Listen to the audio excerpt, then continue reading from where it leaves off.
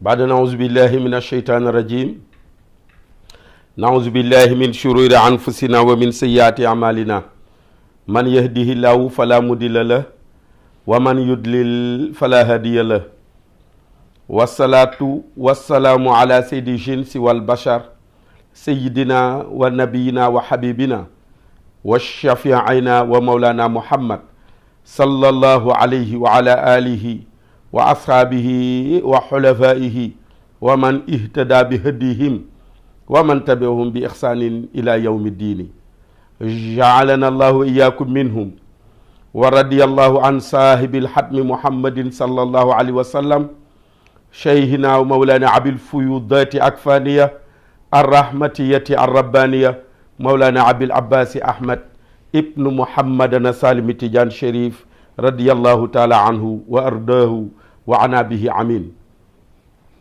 أيها الإخوة والأعزاب والمستمعون الكرام فواي مانا تولو nga di julit wala rek nga di doomu adama maa ngi lay nuyu di la wax assalaamu aleykum wa rahmatullahi wa barakatuhu mbokk yi wax ji tey yàlla moo bëgg li ñuy wax assalaam mu ne wafshu salaama baynakumu mbokk yi xiila uduxulaha bi salaamin aminina l'islam ñëw tudd islam muy paix di jàmm mbokk yi ñu jëm ci li ñuy wax campagne électorale jëm ci li ñuy wax élection kañ lay xew ñu ne 24 février 2019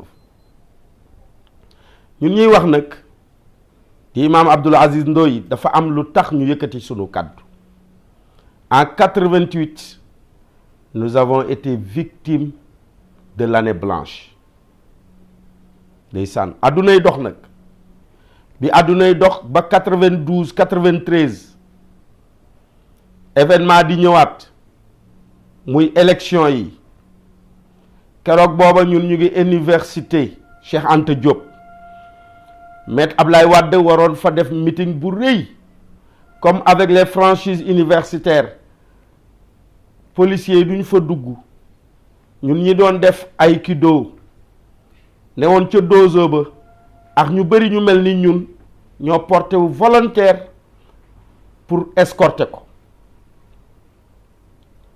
keroog ba mu defee meeting ba ca stade ba ca université ba di ñibbi këram muy point E bi ñu ñëwee ba jib këram dañu tendre li ñuy wax embuscade am ñu déguisé woon yoroon ay treillis kaki wàcce ci potu lampe yi mel ni ñu doon liggéey Sénélec wàcce rek commencé ñu dóor ay balles blancs ñu ci bëri ci hôpitaux yi la ñu mujj maa ngi fàttaliku Jean Paul Diaz ba ñuy daje mu ngi ñu naan ku leen dóor fital na ngeen fayu maître Ousmane Ngom keroog otoom ba ñuy jib kër Ablaye Wade moo jëkk jàdd bosom tegu ci bu Jean Paul te ñooñu waxoon bu kenn daw addunay dox keroog la Nicolas Balik bi newoon RFI naan le futur président du Sénégal est victime d'une embuscade kenn du ko fàtte événement 16 février yu policiers yi yépp jaar fi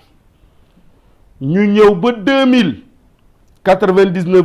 alors que man j'étais directeur d'école à Kébémer ñu jël ay xaleel yu ndaw utal leen carte électeur utal leen ay carte d'identité te xale yi amuñu woon âge vote ñu ne am nañu 20 ans man en tant que directeur ma ne il faut faire le choix ils ont 20 ans ils sont âgés dañ leen di génn ci école bi wala ñu am âge yu jàng ñu bàyyi leen ñu jàng keroog procès la mujjee procès boo xam ni keroog ba ma ko gagné parce que j'ai été outragé dans l'exercice de mes fonctions ca sama direction la ñu ma fekk walay ndeysaan lii tax may fàttaliku lii pour yee nit ñi rek la ñu dem procès keroog ba ñu dem jéem nañu ma dissuader ki nga xam ne tey mooy woon juge bi muy sama xarit duma wax turam xam naa keroog ba ma jëlee samay pièces justificatives pour wane ne xale yi lii la ñu am ci at, kii ba ko jukko jox c'est un préfet administrateur civil, daf ma yóbbu ba bureau mu ne ma yow li nga doonee directeur doon fonctionnaire de l'État noonu laa doonee fonctionnaire de l'État, jox ma say pièces justificatives. Ma jël extrait xale yi jox ko ca ngoon nga mu def sortie ne directeur bi day ñëpp xam nañ ni ku bëgg a jàng la, ku bëgg a jàngale la, waaye malheureusement xale yi dañ leen defal ay jugement. Il avait trahi ma conscience et ma confiance. waaye yàlla miy dogal te xam ne allahu huwa alxaqu walxaqu huwa allahu, yàlla di dëgg te dëgg di yàlla. ndekete ci sama armoire ya li ñuy wax bulletin de naissance nekkoon ci li nga xam ne mooy carnet xale yi fa la denc woon. mel ni yàlla moo ne ma demal nga ubbi armoire bi nga xool archive yi. bulletin de naissance gën a wér ndax extrait effectivement mën na am jugement. ba ma ubbee armoire bi yem ci bulletin yi exactement, yàlla suturaal ma. keroog ba ma juge ba di ko laaj, nekk na sax juge boobu tey ci kàntanu yàlla directeur des droits humains, nga xam ne dëgg rek àndax moo ma am solo, ma koy saluer au passage. keroog ci bureau ba ma koy jox bulletin yi ndax moo ma ko laajaat, ma ne ko man la ak yow ak yàlla, te alaysa allahu bi ahkamil hakimin, allahu huwa alhaqu walhaqu huwa allahu. Procureur général de la république woote. jamono jooju sénateur yi wax nañu ci, général Mamadou Niang mooy rewoon élection yi. ba ñu demee tribunal, dama koy gàttal, ñu am ci ndam ci kaw PS ndax ña leen représenté ñoo defoon manigance yooyu, ñu war leen a tëj ndax li ñu def faute grave la, amende leen. ma ne damay ñaan indulgence pour ñu jéggale ndax ay mag lañu. loolu c'était en 2000 nag ba mu fa jógee yàlla dogal na élection 2007 jaar na fi fa tabarakallahu, waaye yeneen élection ñëwaat muy 2013 mu amaat événement yu rëy boo xam ne xale bu ma yore woon dafa bokk ci victime yi ñu doon compter. muy xale boo xam ni jël nañu ko, sang ko, toppatoo ko, jàppale ko muy jàng alxuraan, waaye mieux ñu jëlaat ko dugalaat ko muy jàng école, ñu dóor ko balu fital. ci lan? topp Mumbaay ci koo xam ne keroog ba ngeen di añ ci bésu dimanche mu tardé, yaa ngi ko naan bugguma kuy génn, yëkkati xaalisu mburu jox ko. wallahi ndeysaan.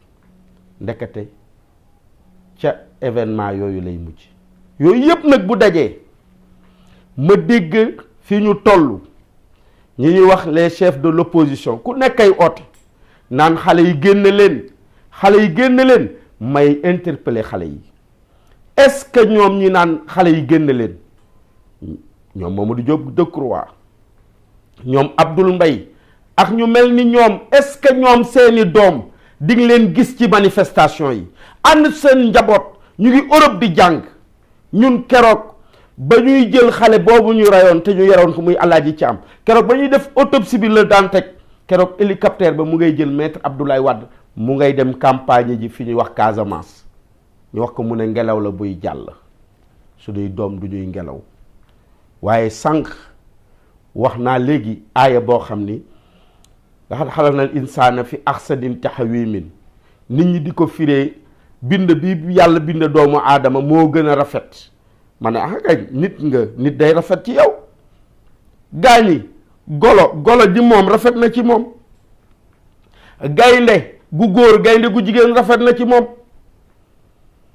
xar mu jigéen rafet na ci moom. mbindeef yàlla yépp rafet, benn ñaawul. xam nga fi ahsani taqwiim, xam nga lan lay firi? mooy yàlla moo ñu jox li ñuy wax xel te joxu ko ñële. kii jëfewul xelam nag summa radadnaahu asfala saafiliina. bu la yàlla joxee xel, tu es doté d'un intellect alors que l'animal ne jouit que de par son instinct grégaire. xar du réfléchir, nag du réfléchir, bàyyi ma du réfléchir. boo dee agir comme ñoom yàlla ne suma raddadnaahu asfala saafiliin. tu marches à reculons, jëfewoo sa xel. ma bëgg nag xale yi yéen laay interpeller yi fi jaar yépp ñu ne kii kat exemple personnel lay joxe maanaam kay c'est un vécu, dinañu jàngale par le vécu. koo fi gis tey mu naan mooy ki baax mooy ki gën, wallahi daf leen di utiliser. kon mbokk yi waxtaan bi yeete la, interpellation la. xaaxaw na insaana fi ahsanin taqwiimin, ne tekk moom yàlla waaye ne summa radadnaahu asfala saafiliin. pourquoi ñu nangu bàyyi ma yi sax gën ñu bal hum addalu, moom la yàlla bu wax. ndax ba mu ne daanaka ulayka hum kal an'aami, ñun ak mala yi ñoo yem. xaj daf ne ko wow mbaam ŋaax lu ciy mala rek, fas ngeex. yàlla ne leen lu xew ñu ne ko non ñun yaa ñu bind ñuy mala defoo ñu xel, nga jox leen ñoom xel. ndax inna aradna al amanata ala samawati wal arda wal jibala fa abayna an yahmilnaha wa ashfaqna minha wa hamalaha al insanu innahu kana zaluman jahulan. Lorsque Dieu proposait le dépôt, comprenez par dépôt l'intellect, aux cieux et à la terre, tout ceci, à ce qui se trouve entre les cieux et la terre, tous ceux-ci refusèrent de porter le dépôt. Comprenez par dépôt l'intellect. Mais c'est l'homme ignorant qui accepta de porter le dépôt. kon sunu xel, xaleel tuddul xaleel, xeleel la tudd. mooy na nga ko jox xel. nañu yee sunuy xaleel, nañu yee sunuy doom, te xam ne nag ñu ngi ñuy tenir en otage. ñépp gi daan élection ren yi nangam ku nekk ay tëkku, ku nekk ut ay milice, ku nekk xale yu góor yi nga xam ne tollu nañ seen ndaw war a daani seen doole liggéey, ñu ngi ci géej gi di entraîner, ñu ngi ci salle yi di yëkkati ay waj. xam nga pour lan? ñu ne ñooy bodyguard, ñu ne ñooy garde corps.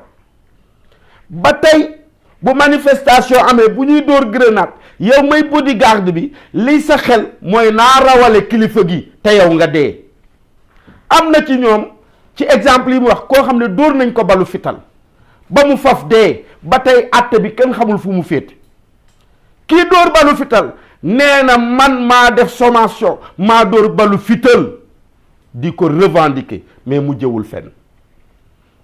kon mbokk yi ñun baadoole yi kuñ ci rey yaay ñàkk, te dara jaru ko. su ko defee nag au soir du 24 février boo yeewoo salal julli fajar nga dem ca bureau de vote ba sànni saw carte, ndem da ngay xeex nañu xeexe xel. sànni sa carte dellu sa kër ñibbi. wallahi laa wax, soo ñàkkee sa baayee ñàkk, sa ndeyee ñàkk. kon ñi may woo mooy jeunesse bi. am na ku kole woon jeunesse bi d'une jeunesse malsaine. barki démboo njaay fii ñu dëkk defoon nañ fi usine sàngara di fi jaay ay topet 100 francs. xale yu ndaw ñu fekk leen ci jardin yi, ci garderie d'enfants yi di leen ko jaay à 100 francs. keroog ba gaa ñi porté plainte dama leen wax ni quelqu'un avait qualifié de la jeunesse sénégalaise et particulièrement celle de Thiès, mais est-ce que bu ñu leen bàyyi ñu consommer drogue, seen xel mi yàqu, ñu dof, qu'est-ce qu'on aura? Que sera cette jeunesse? Je ne dirais pas malsaine, mais ce sera une jeunesse folle, inutile. yàlla ci yàlla musal. te ku ciy dem day drogué wu, ñu jox la drogue, jox la jaasi. gis ngeen li xew barki démb, ñu ne ay nit armée de coupe ñoo doon def. mbokk yi nañ doon ay nit te bañ a doon ay mala. allahumma salli ala sayyidina muhammadin wa sallim.